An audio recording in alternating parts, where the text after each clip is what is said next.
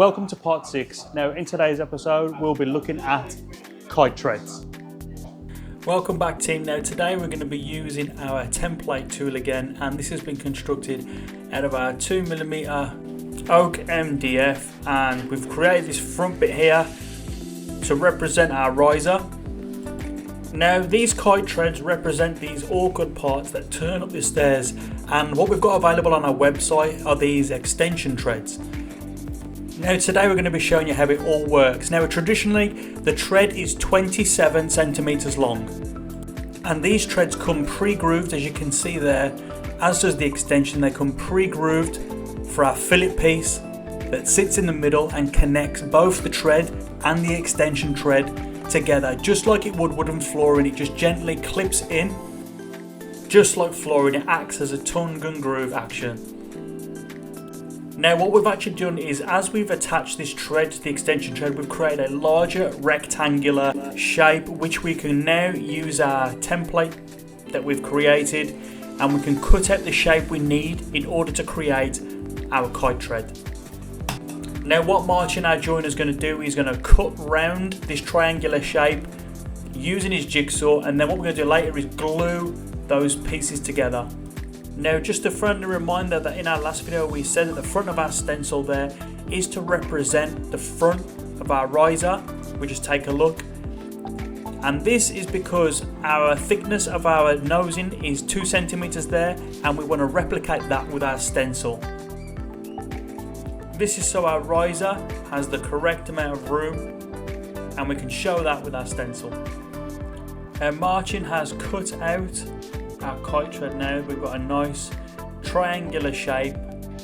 We still have this little bit loose there, which we'll glue together later on with our adhesive.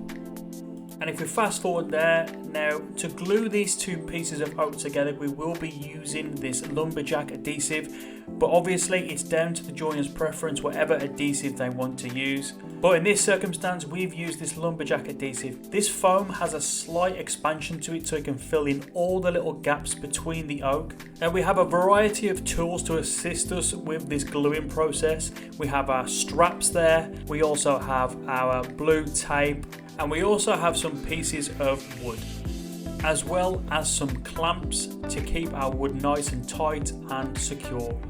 Now we're going to be strapping this all together. We've got a small piece of oak MDF there to avoid damaging our tread when we attach these straps, when we attach our tape. Now these little pieces of wood here will be put on the top and bottom of the tread so we keep that nice and level and the material straight, because obviously there's going to be a lot of tension from the straps and you don't want it to start bowing up. So this is why we use our pieces of wood, and we're just going to strap them together now. Now we're using blue tape to avoid gluing any of our wood together. Now as you can imagine we've got our smaller oak pieces there, but our tread is also made from solid oak pieces, and the last thing we want to be doing is gluing our oak pieces together, especially our finished product, which would be our kite tread. So if any glue was to come out of the joints, it would stick to the blue tape before getting anywhere near our oak. And as you can imagine, getting glue off tape is a lot easier than trying to scrape glue off our oak. So Martin now is going to put our adhesive into our grooves. Now you don't need that much adhesive because bearing in mind it does expand.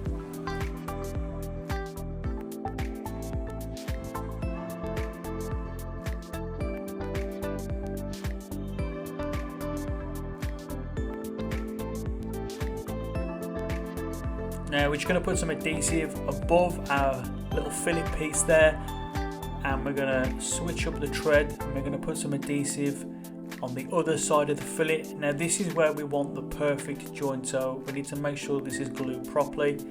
Now because our adhesive expands after about 5 minutes, we want to get on with the clamping process before our adhesive starts expanding.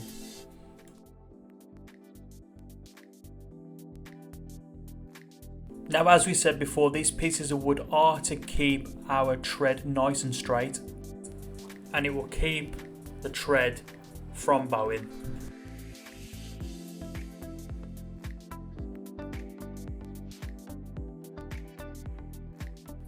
Now the clamps are all on, and now we're going to use our strap to enforce more strength and pull the two pieces of oak together.